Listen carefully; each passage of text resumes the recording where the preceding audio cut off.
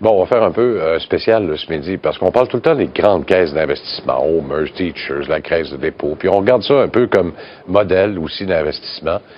Et cette année, il y a une fondation. Puis les fondations aussi, ça investit, parce qu'il faut qu'il y ait des revenus pour être capable de distribuer par la suite. Ben, c'est la Fondation du Grand Montréal, puis c'est un plaisir d'accueillir son président directeur général, Yvan Gauthier, qui est avec nous. Monsieur Gauthier, bonjour. Bonjour. Quand on parle, on va regarder un peu le portrait. Qui est la Fondation du Grand Montréal? J'aimerais ça qu'on parle de philosophie d'investissement au sein des fondations philanthropiques comme la vôtre. La Fondation, depuis combien de temps ça existe? Puis qui a fondé ça exactement? Alors, la Fondation existe depuis l'an 2000. Elle était en opération depuis l'an 2000 et a été mise sur pied par des gens de la communauté du Grand Montréal. Alors, on parle de gens d'affaires, Pierre Brunet, président de Banque nationale, Marcel Côté, de regretté mémoire, et des fondations communautaires comme Centraide, Lucie-André Chagnon, Fondation McConnell. Il manquait à Montréal un véhicule pour la philanthropie dont la philosophie est le long terme, c'est-à-dire qu'une fondation pour laquelle on fait un don et la fondation a pour mission de faire fructifier le don à long terme. Donc, la distribution des subventions ne se fait qu'à partir des revenus générés par les dons.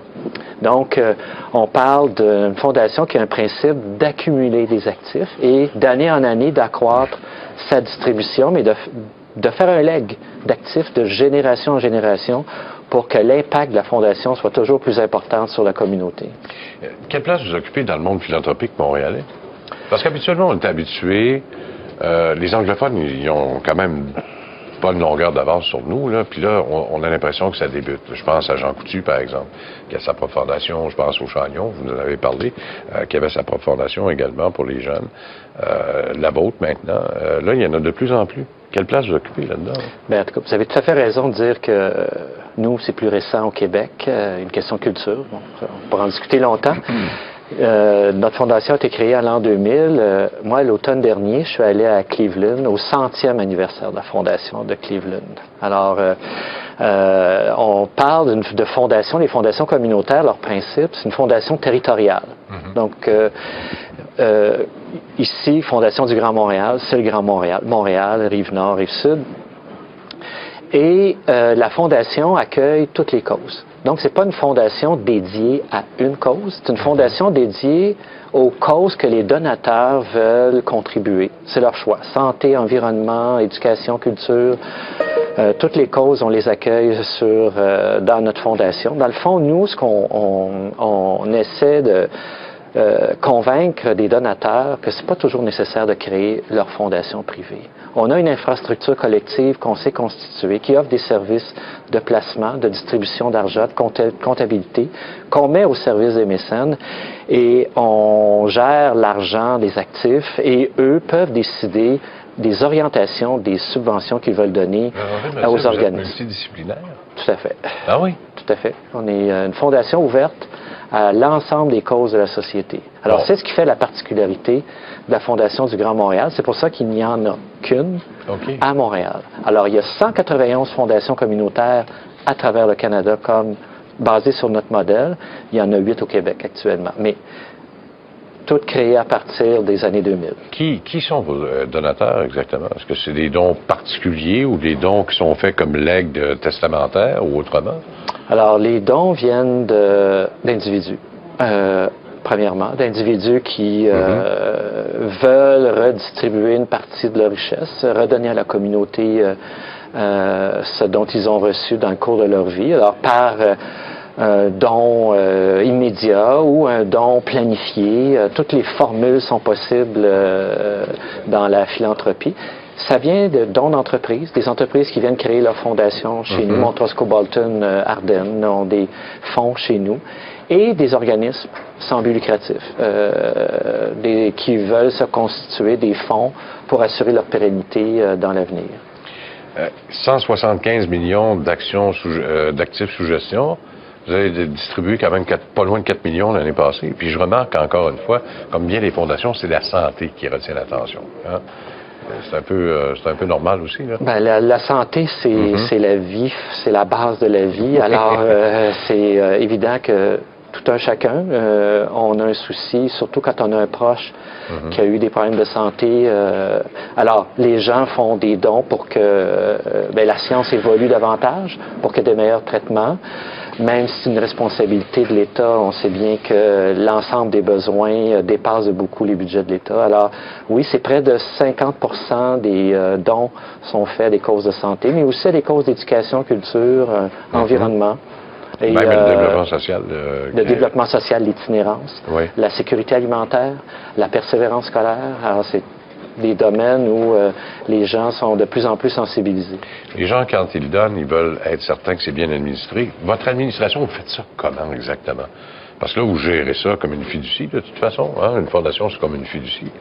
Et faut que ça fructifie. Alors, votre comité de gestion, il est constitué comment, ce comité de gestion-là? Alors, on a un comité... Plusieurs comités à la Fondation. Bien sûr, il y a un noyau, il y a le personnel qui assure.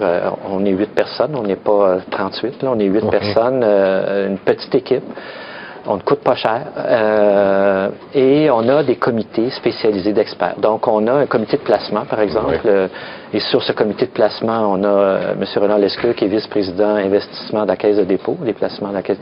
Alors, je dois connaître ça un petit peu. Et l'ancien président du comité de placement de la Fondation Chagnon, M. Grégoire, qui est président du comité. Donc, on a des expertises qui sont rassemblées chez nous et qui orientent nos gestionnaires, parce qu'on embauche des gestionnaires de fonds pour les différents secteurs où on place les actifs, que ce soit les actions canadiennes, les actions internationales, les obligations.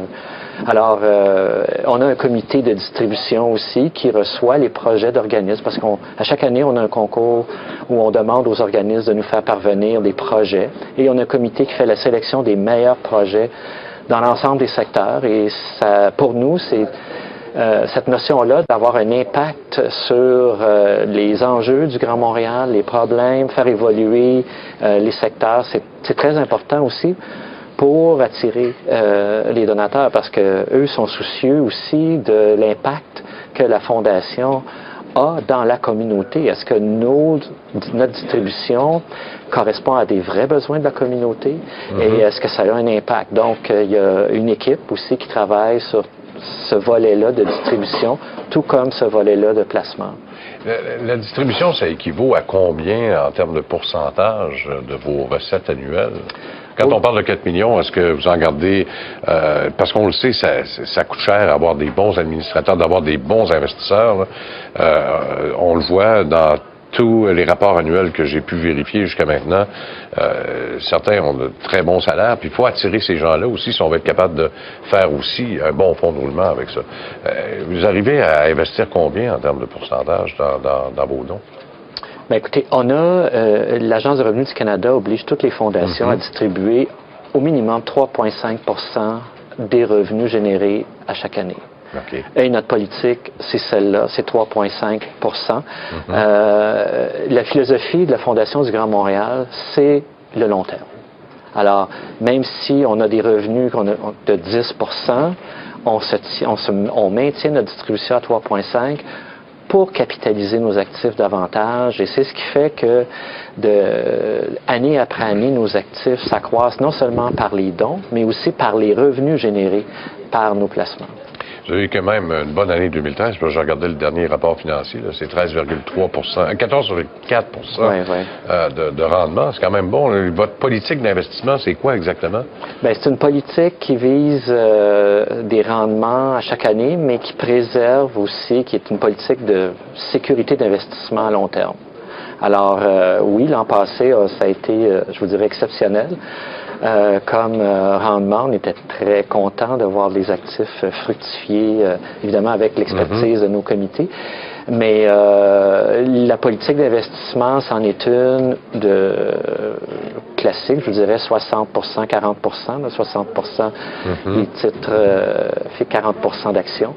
Et la qualité de nos gestionnaires fait en sorte qu'on a pu avoir des bons rendements.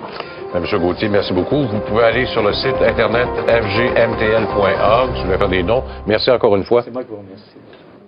Pour joindre l'émission On s'investit, composez à Montréal le 514-524-3708, à l'extérieur au 1-866-450-3000 ou encore par courriel à onsinvestit@tva.